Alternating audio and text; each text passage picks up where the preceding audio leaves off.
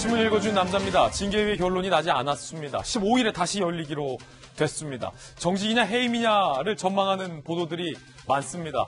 만약에 해임이라면 검찰총장을 새로 뽑아야 되는 거고 정직이라면 정직 몇 개월이 나오느냐가 관건이 될 겁니다. 애초에 15일로 연기된 징계위에서 결론이 날 수 있을지조차 의문입니다. 오늘 조간신문 함께 하시죠. 먼저 동아일보입니다. 거부권 없앤 공수처법 통과. 대통령은 새해벽두 출범을 소망한다고 밝혔습니다. 문재인 대통령은 남은 절차 신속하게 진행할 것을 주문했습니다. 어제 국회의 모습입니다. 압도적인 의석수를 앞세워서 민주당이 공수처법 개정안을 본회의에서 통과시켰습니다.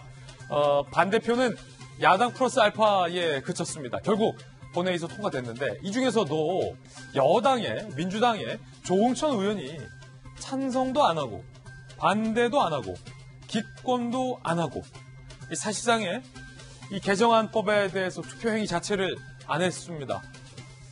민주당이 추진하고자 하는 공수처법 개정에 대해서 반대한다는 의사로 비춰지는데요.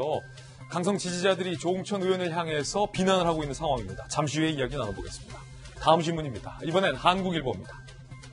추와 가깝고 평소 윤을 저격하고 징계위원 5명이 모두 다 친정부 성향이다라고 한국일보 보도하고 있습니다. 정한준 위원장 한국외대 법학전문대학원 교수인데 순천고 동아대 법무검찰개혁위원 평소 윤 총장에 대해 비판적 견해를 공공연하게 피력해 왔었던 인물이 위원장으로 지정된 것부터가 한국일보는 친정부 성향을 너무 띈 것이다라고 비판하고 있습니다. 결국 윤 총장 측에서는 이 징계위의 공정성을 문제 삼았습니다. 법무부 층에서는 공정성에 전혀 문제가 없다라고 항변하고 있습니다. 잠시 후에 이야기 나눠보겠습니다. 다음 신문입니다. 이번엔 한국경제입니다.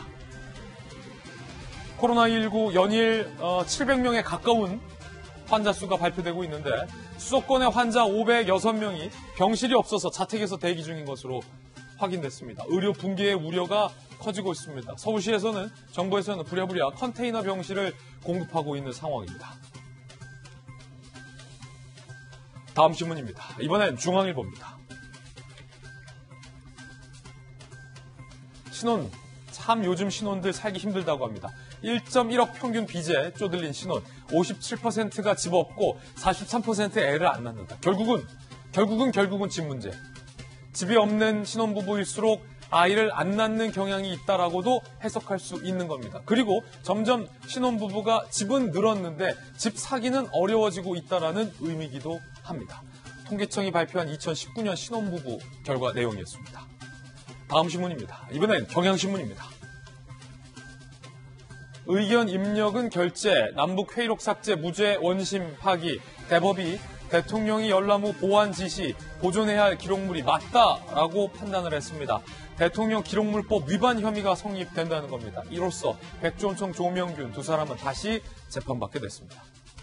지금까지 신문 읽어주는 남자였습니다.